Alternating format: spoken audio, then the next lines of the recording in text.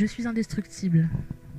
Certains savent déjà très bien ce qu'est JSI, d'autres connaissent le nom, mais beaucoup n'ont jamais entendu parler de nous. Laissez-moi nous présenter.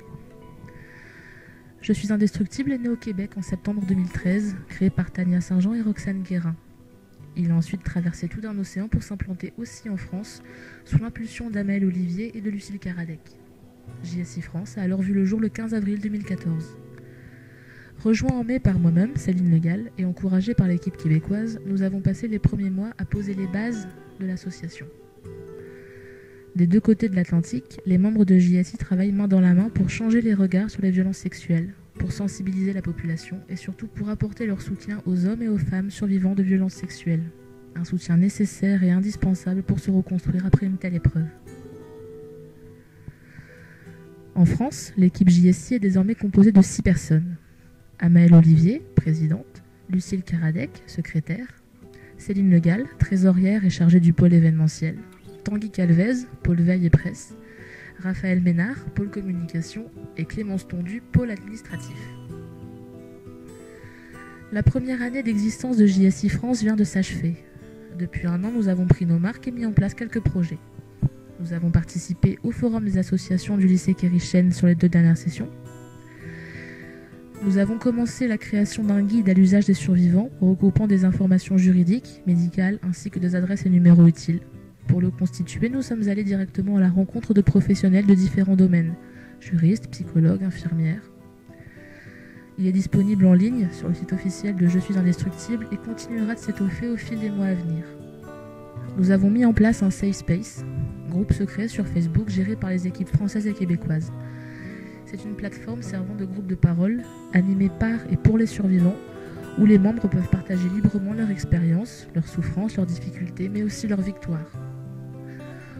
Pour nous questionner dans l'anonymat le plus complet, nous avons ajouté à nos adresses un compte Ask, sur lequel tout le monde peut poser des questions en étant assuré d'avoir rapidement une réponse de notre part. Pour nourrir un minimum la trésorerie de JSI et également permettre à ceux qui le souhaitent d'exprimer leur soutien, nous avons créé des badges. Si vous êtes intéressé, il suffit de nous contacter. Une journée de mobilisation a été instaurée le 26 novembre.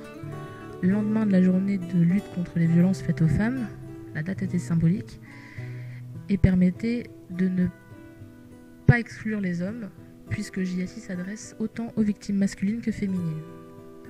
Bien que cette date soit purement arbitraire et ne concerne que nous, il nous a semblé important de la mettre en place. Les fêtes de fin d'année sont une période difficile pour beaucoup d'entre nous. Aussi, nous avons proposé une petite animation artistique sous forme d'album photo pour apporter un peu d'espoir et pour penser un peu à autre chose.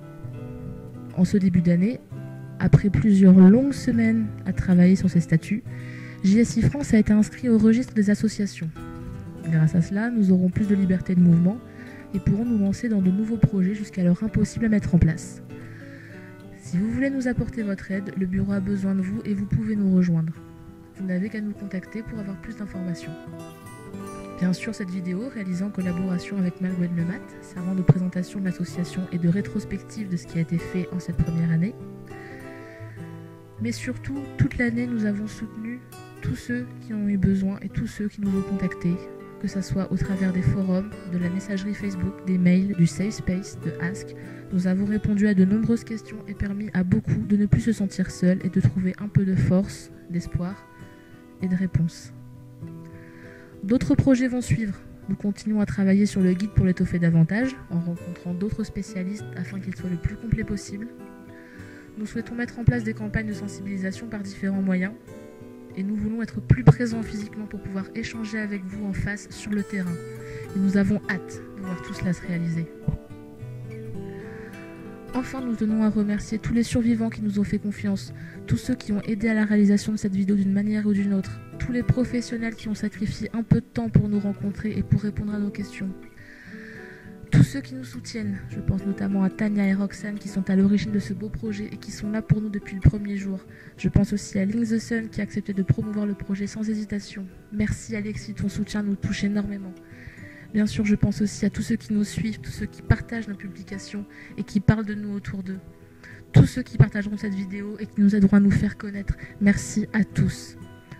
Parce que la violence ne se fait pas sans bruit. Ensemble, brisons les chaînes du silence.